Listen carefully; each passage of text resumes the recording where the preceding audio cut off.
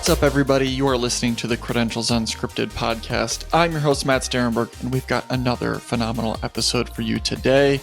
This is episode 33, I believe. And we are talking with Kristen Vanselow, Assistant Vice President of Innovative Education and Partnerships at Florida Gulf Coast University. And we're talking about building a meaningful micro-credential program. Awesome conversation. I think for me, what really stood out was just the impact of their micro-credential programs and how they're really connecting it to real opportunities. You know, when you talk about micro-credentials and badges, it can feel like, are we badging everything? Is this just a sticker? Really cool stuff from FGCU. You're going to want to listen to this. Their relationships with employers, how they're thoughtfully developing their programs, what is part of the curriculum, what's outside of the curriculum. So really enjoyed the conversation and excited for all of you to listen to it as well. Some great advice. And at Instructure, we're very privileged to work with them through Canvas Credentials and their micro-credential and badging program. So fantastic conversation. I think you're going to learn a lot. If this is something you're exploring, I think you're really going to enjoy it too. So without further ado, let's get to our conversation with Kristen. Here we go. All right, Kristen, welcome to the podcast. Thank you so much, Matt. It's a great pleasure to connect with you. So we are talking about creating a meaningful micro-credential program. You're doing some incredible work at FGCU.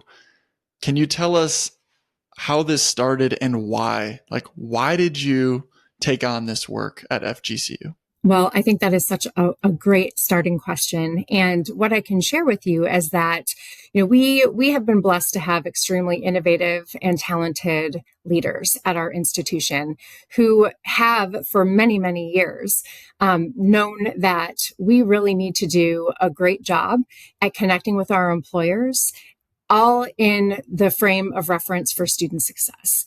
And we know that, within higher education, there's always been a great debate of whether or not it's offered for the purpose of a job or a career that comes at the end. We know it's much deeper than that, but we know that ultimately the great majority of students that are entering our institutions are truly doing that because they want that professional opportunity. They want that economic stability. They want that mobility in life, right? And so we know how critically important it is to provide them with the most relevant and meaningful experiences along the way. So to that end, it's listening to employers. As a regional comprehensive institution in Southwest Florida, we've been blessed with growth. We continue to grow and we continue to see more and more businesses relocating or starting up here. And the finger has been on the pulse of what can we do to really create that talent pipeline between our university and our regional employers. And in some cases, those employers are actually global employers, multinational employers. And so it's been all about how can we close those skills gaps that are perceived between the employers and higher education, and how can we implement some nimble and flexible ways of doing that. So that's really what helped us to create the model that we put into place at FGCU. One word that I picked up on was perceived skills gap. And I think that's one of the big questions, which is, do we just need to have better ways to describe what students have learned, their skills and competencies, what they know, and we just need to credential them better so that it's easy to communicate that information? Or, you could look at it the other way and say, how does these efforts towards micro-credentialing actually impact the skills that we're giving students, that they're learning? Like, how does this change the actual programs that we have, the actual learning that happens at the institution? So I want to just, all that to say is, what do you think it was? Like, did you fundamentally change the programs, or was it a different way to communicate what you were already doing? That's another great question. And, what I can share is that I use the word perceived intentionally because we know that institutions just like FGCU are certainly introducing students to the most important employability and professional and transferable skills. We know that along the way to a bachelor's degree, students are absolutely taking time to become critical thinkers, problem solvers, better communicators, better writers, more confident in their ability to get up and give a presentation, capable of working in teams, taking on leadership roles. The challenge is in how that gets translated to the employers and within their language. So that really led us, we have 3 different types of micro-credentials that we've implemented at FGCU to solve 3 different elements of that question. And the one that we really are excited to see the fruits of the labor come forward is with our transferable skills digital badges. We've been dialed in to NACE, the National Association of Colleges and Employers, for a great number of years. We are 27 years young, but in that time, we've done our best, to really be aware of what employers are saying and what employers are looking for from students coming out of higher education. So our team of talented faculty and administrators identified transferable skills as one of those critical areas that we needed to help remove that barrier of communication between a student and what they truly have learned, practiced, mastered, and how they can better share that with employers in a transparent way.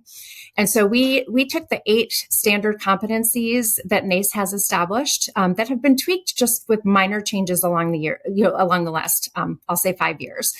And we adapted that to 10. But essentially what we're doing is really helping in 2 different ways. Well, I'll say 3. One is that we are specifically engaging our faculty in understanding that skills language so that they can help the student understand, yes, this is what critical thinking means. This is the assignment that you're doing in this class and why it's important for you to develop your critical thinking skills. And then we take it a step further to help that student then know how to describe why that was relevant when they're addressing a question about problem solving and critical thinking in that interview that they're going to have in the future.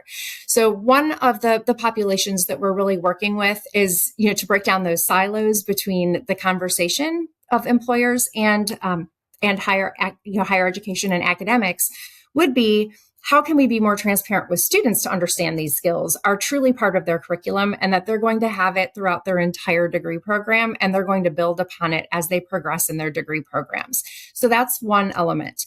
The second is bringing that transparency to the students, helping them understand why employers are looking for them to be able to answer these questions. And, our president likes to tell a story of when she was, I think she was watching a YouTube video a few years back, and they were talking about that skills gap and the perceived skills gap where students are being interviewed for jobs and the employer says, tell me about a time that you learned about critical thinking or you applied critical thinking. The student said, I never took a class in that. So it was like pivotal to say, oh my gosh, what are we doing wrong? Because we know that we're creating this culture of critical thinking, if not the most important attribute that we reinforce throughout a higher education. And so it's all about how can we get students to understand it and articulate it. So the way that we've formulated these transferable skills digital badges is that students are collecting artifacts throughout their entire time at the campus. That could be co-curricular, that could be extracurricular, and that could certainly be within their courses that they're taking for their degree program. And so we work with them to identify 3 to 5 of the best artifacts that they really would put into a portfolio for the purposes of sharing those examples in an interview with a future employer. And so we have a 2-part process where students they're picking their very best examples and then they're reflecting on it. There's a rubric that guides them, lets them know what that criteria should look like, for it to be a good example of what they've done to demonstrate something like critical thinking. So the student creates a portfolio and then they reflect upon it. And our faculty are engaged in looking at that reflective piece. They're not regrading work. This is all work that the student has already done, but they're really evaluating whether or not these are good examples or they could be strengthened in some way so that the student is looking at the best way to position themselves. And then part 2 of that process is that the student practices interview. So they either do that like this, because we want them to be ready, for what the real world looks like today, with your first interview potentially being in that distance format. We want them to practice in a mock interview setting. So we will bring employers to our campus to conduct face-to-face speed interviews with our students. And we'll even do some where they could record themselves responding to some prompts so that they can at least get feedback, especially for those distance learners. And so essentially what we do is have those open-ended questions to say, tell me about a time that you used critical thinking, or that you learned about it and you had an example that you could share. And that way our students are able to build that confidence, know that they really do speak the same language as the interviewer. And we're looking forward to really monitoring that success. That was selected by our faculty as our quality enhancement plan for our reaffirmation for SAC-COC accreditation. So it's something that we just went through that visit with SACs, and we had 0 recommendations on this quality enhancement plan. And so we're really excited about the next 4 to 5 years as we roll it out to see how effective it has been. But then there's that third population that I mentioned, and that's the employers. And so we really take such, it's intentional, but it's meaningful. And it's because we genuinely want to build those relationships with our employers within the region. So we are very dialed into the economic development work in our region. We have 5 counties that we serve here in Southwest Florida. So we make sure that we have representatives that are part of each of those 5 counties' efforts for economic growth and development and sustainability. And then we're also very connected to our chambers of commerce. And so we really want to be sure that we're serving the business community well, that we're aware of what their needs are, that we're communicating with them about what we're doing to really strengthen that talent pipeline of our students, soon to be graduates, that will become their future employees. And so we've done such a good job of letting the employers know about this work that they're hungry to see these badges on students' records, and they're hungry to see it on LinkedIn or on their applications. And they keep saying, where are the badges? And it's really because we've been intentional at how we've rolled this out to scale it up properly and make sure that we're getting that feedback both from the employers and the students along the way. So that's where I'll say, I think I addressed part of your question, which is it really just not good communication between our different sectors in order to help the student show and demonstrate that they truly do have these transferable skills? And yes, we believe that. And that's why we've put such an emphasis on that initiative. You hit on so many good things there. I mean, number one, the amount of times on this podcast that I've highlighted how expensive college can be, how much time we spend there. Yeah. An incredible formative experience for so many people. But then you graduate and you're like, I know I've changed. I know I've grown. I actually have a hard time communicating what the difference is, what I really know. And we often don't have that language, and we don't have a lot of work experience. We don't know how to apply it. We don't know how to communicate it.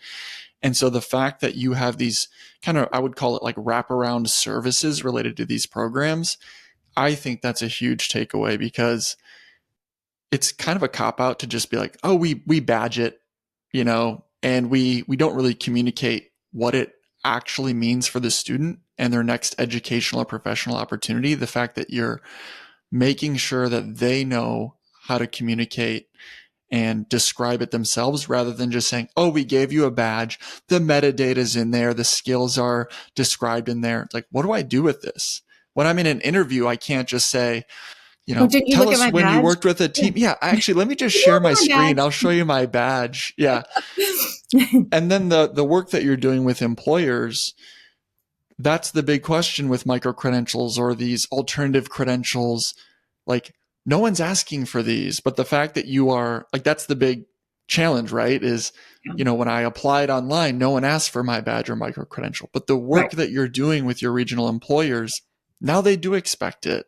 And for FGCU, this is becoming a differentiator for you, right? In terms of your brand, let's just be honest, like they think of you a little bit differently. They expect to see this, and now they want it.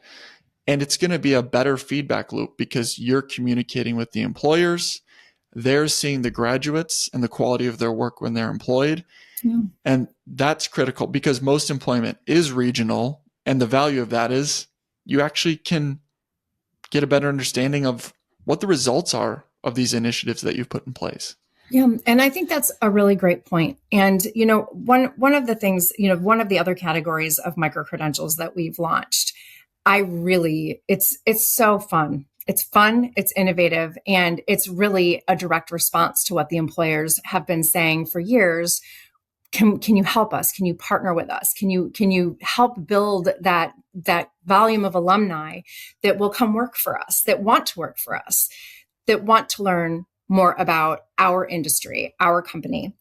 And so, one of the first badges that we started, the micro-credential is the actual program, right? It's the curriculum, it's the learning that we introduce to the student and that we assess. But it's also then that digital badge is what they get to show at the end, to your point, and the metadata is in there because it'll describe exactly what they had to go through in order to get it. We have never wanted it to just be badging something because they're already doing it. It is more about the and. And so we've actually even trademarked the phrase, the power of and, micro-credentials and digital badges at FGCU, because it lives outside of our curriculum, and it lives outside of our curriculum intentionally. Because number one, faculty do need to own the curriculum. That's higher education. They are highly qualified and credentialed to teach the areas that they do. They conduct research. They are very dialed in to their networks and their organizations. And so they do bring that broad perspective of learning into the classroom. But the employers hope to have a voice in that too. And so all institutions that I've ever been a part of absolutely host advisory boards. They want to hear from employers along the way to ensure that their programs are meeting their needs. But there's always, that you've got multiple stakeholders in that room and multiple voices in that room. And so what one employer may say is most important may not be the most important to the employer sitting next to them, even though it may still be important. And so I think employers are hungry for institutions to help them make sure that students are walking out aware of all of those opportunities. So that we created industry-specific micro-credentials, and those are curriculum aligned. So remember I said it all lives outside of the curriculum because the micro-credential itself comes after students have actually completed a course or series of courses for credit here at the institution. But it's really the way that we've been able to introduce new industry and new curriculum in some cases. And in some cases, it's an add-on so that the student is able to demonstrate that what they learned in the courses they're taking at FGCU in terms of those technical skills and specific skills, they're able to apply in a real world situation that the employer helps define. And you can't do that in your credit-bearing courses. We don't develop curriculum around an employer or an external entity. We develop it around competencies. We develop it around student learning outcomes. And so this has been our way of finding that sweet spot in the middle. And faculty who have been engaged in this have really, really enjoyed it. I mean, it's allowed us to even look at where else can we do this? What other employers can we connect with? What other employers can we bring into the same content area that we've already started working on? So if I have time, I'd love to share just two quick examples of this with you. And the first started with the global employer Arthrex Incorporated. And Arthrex is a leading medical device industry that happens to have their headquarters here in Collier County, Naples, Florida. And about 5-6 years ago, they approached our president and approached our vice president, who is now our president, to say, okay, we've had this conversation, every few years with you. What can we do to strengthen the talent pipeline between FGCU and our company? We project that we're going to grow by 100% in the next 5 years, and then again, 100% the 5 years following that. We are on that trajectory. And the typical response by our institution, and I think this could be typical across others, but I don't know, maybe some of your guests would agree. They came to us and said, we're a medical device industry. We create parts to help surgeons treat their patients better. It's all about reducing recovery time, using innovation to do that. We have all these patents and all these amazing products that we promote throughout the world, but we only employ about 50 alumni from FGCU out of the 2,000, 3,000 employees that we have. They recruit from outside the state of Florida. traditionally with other institutions where they might have manufacturing plants or facilities and other relationships they've been able to build, but not right here in their backyard where their global headquarters are located and where they've created this expansive campus where they have everything. They have their own boutique hotel. They have a daycare center. They have a robust cafeteria. They host surgeons from all over the world on a daily basis to come and do education and training on their products. They have innovation where they're creating these products and they're designing these products. We kept saying as an institution, well, we have bioengineering. We have medical technology. We have some of these other degree programs. Should we create a minor? Should we create, a medical device industry degree? But that's not what Arthrex was asking us for. They were saying we employ across our entire organization. We are looking to employ individuals in video technology. We're looking to HR, yeah. accounting, to work in hospitality, everything, right? And so it's this assumption when you look at an employer in a specific sector that you're just building that pipeline between like a health program and a hospital system instead of the hospital system hires everyone for everything. Sorry. It happens all the time, Kristen. No apologies necessary. So the response at that time became, well, what can we do outside of the curriculum? What can we do to help introduce your industry to the entire campus? And so we started by inviting them to come and meet with our campus, meet with our students, meet with our faculty. And then we said, what about this micro-credential idea? And so we actually, within our College of Health and Human Services, offer a great number of general topics courses related to the medical industry.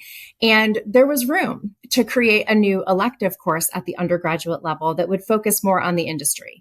What is it all about? What are they doing? And so we created an undergraduate 3-credit-hour course. And it's open to every single student at FGCU who's looking for this experience. And they take that course. And upon completion of that course, they get the option of pursuing the micro-credential. So one component that's really important about our model is that it's not a participation trophy. It is something that students have to work very hard for, and they have to put in that additional work. And it's something that our faculty have to be very vested in because it's additional assessment beyond the end of the course that they taught. And so we really, this is so fun. I get excited and I start talking about it too quickly. But we started this course back in 2020, and we had about 20 students enroll in the course. And throughout that class, they actually get some guest speakers that come in from Arthrex to talk about their different divisions and all that they do across the organization. And then at the end of the semester, any student who qualifies for the micro-credential opportunity is invited to participate.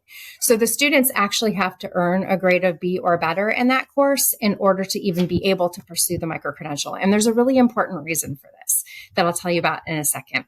So students have the opportunity and they're invited to participate. And in the beginning, we maybe had, 12 students out of the 25. Okay, I don't want to say the wrong statistics, but out of the 25, maybe 15 or 18 were eligible, had the grade of B or better. And then maybe about 10 decided, okay, I want this opportunity. I'm going to go ahead and enroll in the micro-credential. So in the micro-credential experience, they have a 3-part assessment.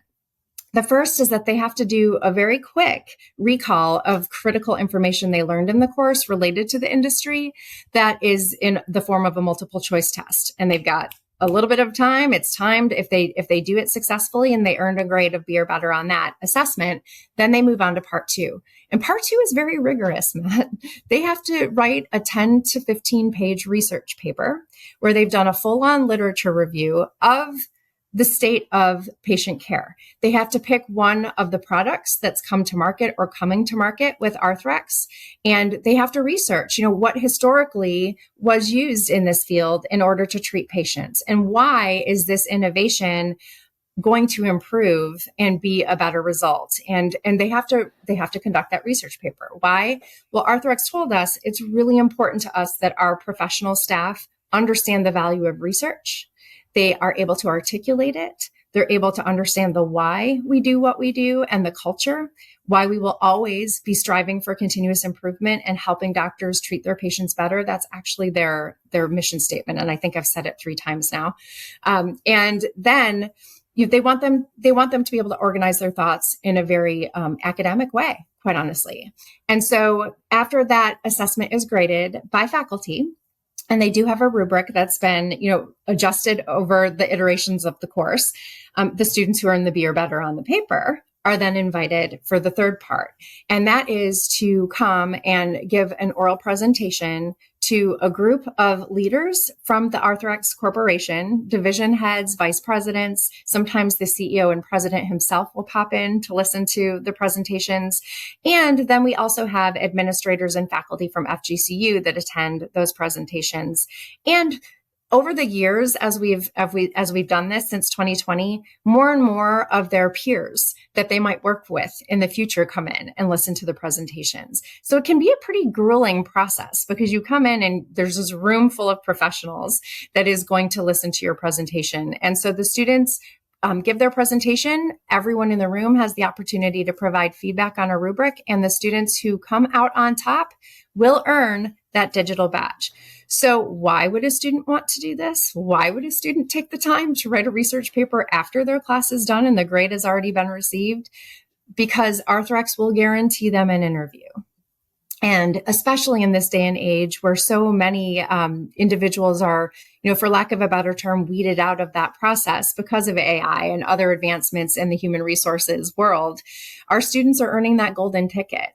They're earning that opportunity for the interview, even if they wouldn't have been selected if they had just gone ahead and applied, straight out of the university. And that could be for an internship. And that could be for a future position that they meet the criteria for. So they're not guaranteed a job, but they are absolutely guaranteed an interview. And the students see the ROI.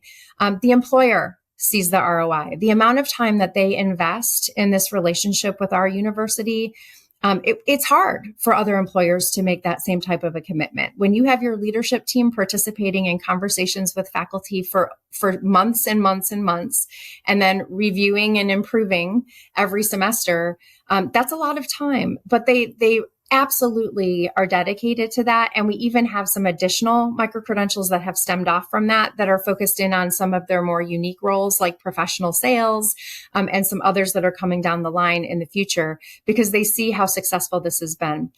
And what I will tell you, Matt, is I think the most impactful outcome of this work. Remember how many students I said were alumni were working for them about 5 years ago? Was it 50? 50.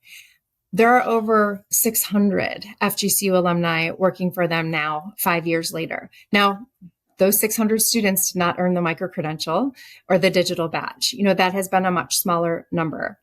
But we've built that trusted relationship with Arthrex. They know the quality of the students that are coming through our university because we gave them a stronger and more transparent glimpse into that. And we would do that for any of our regional employers, to build that trust and that opportunity for our students. So I know I was going to share 2 examples. That was a really long example. And I don't need to share a second one, but we have gone down this same pathway with Hertz Global. We've done this with Gartner. And we've been starting to work with some other employers for some new exciting opportunities. Well, the thing that stuck out to me is, 2 things. Number one, that it's not just a participation trophy. And I think that is the challenge with badging. We have to have trust in it. Employers have to have trust in it. It has to mean something. Yes. And the fact that it has quality and rigor, that's the value. Right? When you receive this, I trust that you know the things that I need you to know. Right. Like so often we're like badge everything. And there's number one, no economy of information because it's like, I've got 63 badges. Which one do you want to see? They become stickers. What you're doing is you're actually building trust between the regional employers. You're getting feedback and the students understand that too, that they have to work for it. And then also the process of getting the badge is its own value, right? So when it is rigorous, it's like the badge is just, the ceremonial aspect of this. I did so much work along the way, and I know what to expect when I go through this program, and I know it's going to be a challenge. Like, that to me is a huge value and something that I think we all need to think about with these Mhm. micro credentials and badges.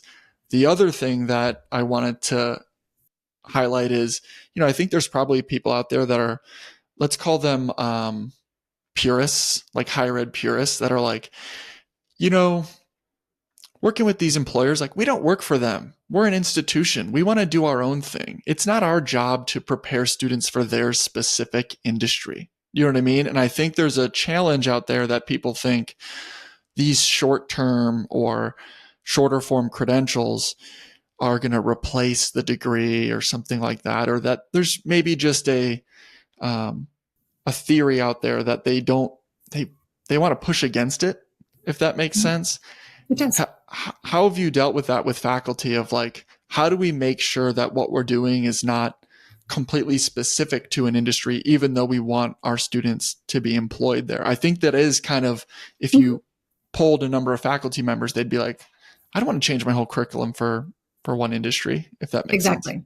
No, and it's absolutely relevant, and an important part of the conversation, because we certainly have had those conversations with and amongst our faculty, and it's meeting in the middle. This has been our way of meeting in the middle. So I'll give you an example, and it took us time, to get here, and we're still refining it. But we created this same model with professional sales. And so we have a great professional sales minor and concentration within our marketing degree here at the undergraduate level, and amazing, highly qualified and successful faculty who teach that curriculum. They absolutely teach to the point that students are ready to walk in and give that elevator pitch and be tremendous sales professionals when they graduate from our program. But we know that every student would benefit from learning the sales aspect. I mean, every one of us at some point in our lives is using skills and attributes related to sales, whether that's for our professional opportunities, whether that's as, a representative of a university or representative of a company. And so it's very important to be able to have that convincing argument and back it up with research and statistics, right? So our faculty, it took us probably close to a year for our faculty to be confident and comfortable that they could continue teaching the classes exactly how they wanted to. But our partner, Gartner, who's a leader in this space, said, we have specific acumen. We have specific strategies that we want our future employers to know. And we would love for your students to be exposed to that. And so it was all about, it doesn't have to be done that way in the curriculum at all. It's the micro-credential where we're going to do that.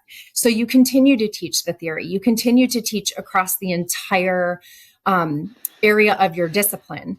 But then that micro-credential becomes the way that you can make it employer specific. So that's where the micro-credential comes in. And again, that's why we are like, this is the power of and. This is outside of our curriculum. And it's the way that our employer can see that we value what they're asking for. We value that they want to see students apply it in this way. And we value that they want the student to learn more about their organization. They want the student to understand that, yes, you've learned it a certain way, and now we know how you've learned it. But we want you to apply it in this way. And we want to give you the case study. And we want to give you the product that we want you to sell. And we want you to research that product for us. And then we want you to do it using the acumen and using the strategies that we would expect of you if you were in this role working for our company. And so that's where, we're giving students that safe place to practice. And we're giving that employer a safe place to give us that feedback so that we can continue to tweak that and make that experience more meaningful for our students.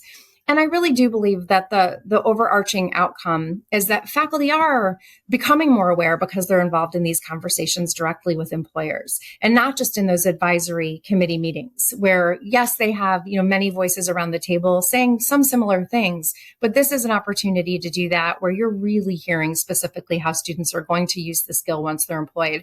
And I can't imagine a faculty member who doesn't want their students to be successful. I can't imagine a faculty member who wouldn't say, I'm learning something here too. And so there is a way for me to maybe make some tweaks to what I'm doing in the classroom. Or maybe it just reinforces we're doing a really good job in this program. And now we have another way of validating that as well. So it helps us as we help our students. Kristen, this has been an awesome conversation, and just learning about your program. I think a lot of people are going to resonate with some of the challenges that you've had, the conversations you've had, and be motivated to really think about what they're doing in their programs. And I think my takeaway is also just start small. Like, who is that Yes. regional employer that you want to connect with? Have the conversations with them. This is a lot of hard work, and I don't think there are easy solutions, and it's going to be unique to each institution, right? But is there anything that you want to highlight? Anything I should have asked you before we wrap up?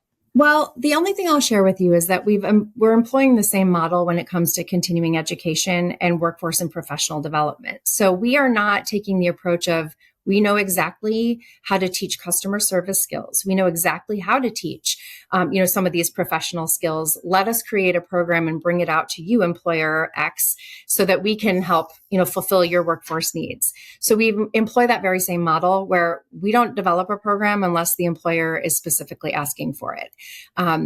We don't want programming that may meet 80% of the needs of an employer. We want it to meet 100% of the needs of an employer. And what we're seeing happen because of this model that we've created is that synergy across all three types of micro-credentials. Because once we've created something with an employer that's really to help upskill or reskill their current staff, they want FGCU students to start getting that while they're still here at FGCU. And so they see value in opening it up, not just for what that first purpose was, but encouraging students to then take a version of that.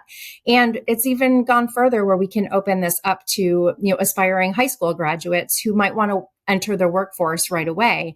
And in some of these more introductory level continuing ed micro-credentials that we've created, that's a talent pipeline that can really be created between the employer and our entire K through 12 system as well.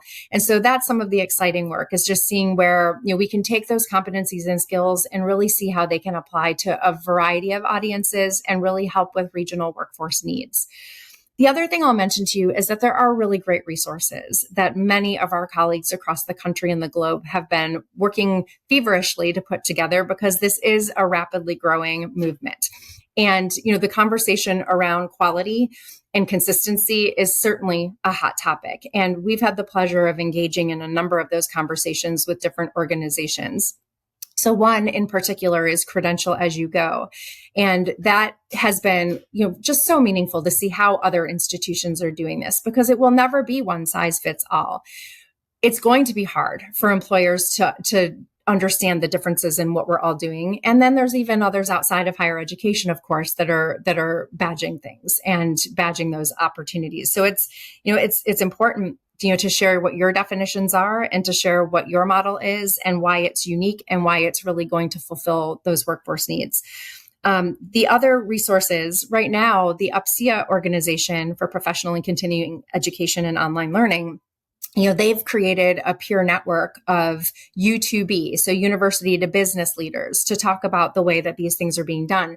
So one of the conversations I was able to join them for recently had to do with finding your anchor tenant.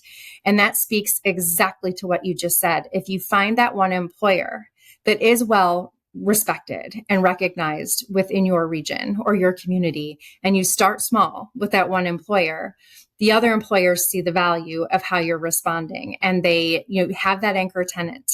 We all know that if you don't have a really great grocery store in a strip mall, people might not stop there. And so, figure out, and then make every storefront available to your partners, big and small. We really take time to engage with our small business community as well. And how can you network with small business development centers, in your region in order to get that work out there?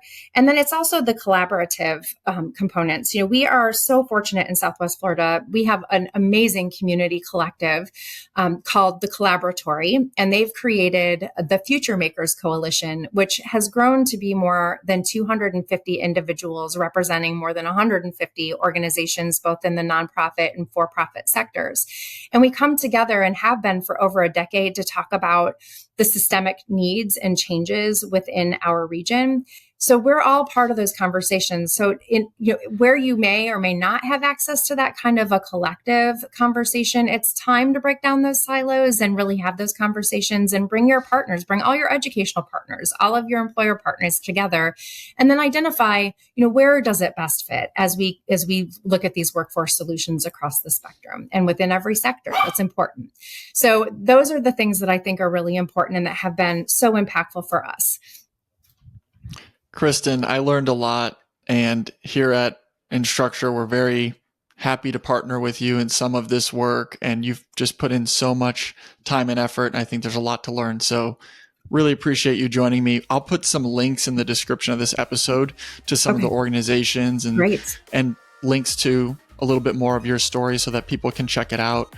But really appreciate you joining me and sharing a little bit more about what you're doing in this space. Absolutely. Thanks again to Kristen for joining us. And I told you it was great. I told you it was going to be good. I really liked that we, so often, candidly, I think that with badging in particular, it's just everyone wants to be badge positive and just say, like, let's badge everything, let's do it all. And I think we have to be critical and think about, what does this actually mean? Like, what is the quality and rigor related to these micro-credential programs? And just really interesting work and their connection to employers.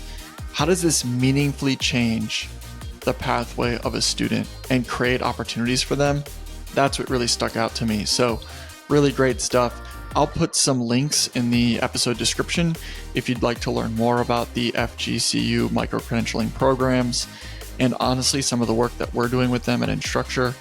And we'll link to some of the other organizations that she highlighted, Credentials As You Go, UPSIA, because they've got a ton of fantastic resources where we can learn from each other on how to do this, because this is a new thing. So great conversation. Really appreciate listening.